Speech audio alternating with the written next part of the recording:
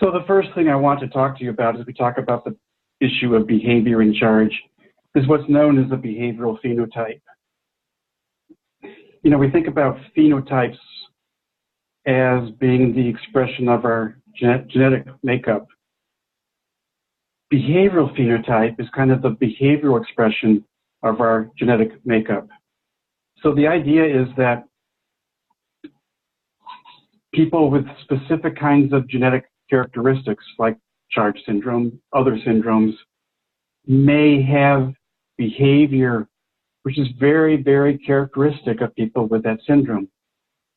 If you think of Down syndrome, for example, many people think, oh, they're very sweet and easygoing individuals. Yeah, that'd be part of their behavioral phenotype.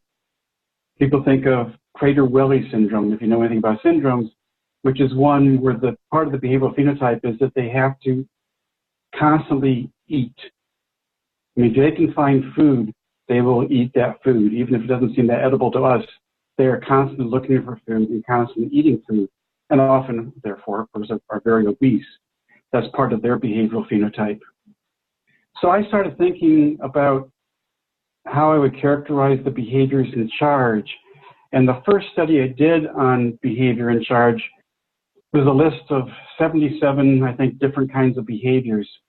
But all those behaviors were tied into different kinds of issues like autism, obsessive-compulsive disorder, tic disorder, deafblindness, attention deficit disorder.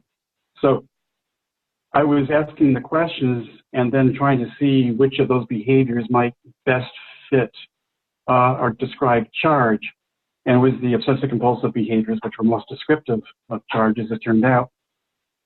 And I presented that study in Sydney at Children's Hospital. It was Westmead. And George Williams introduced me as somebody who was studying the behavioral phenotype of charge. I hadn't heard that term before, but I was really pleased with it because it sounded very important.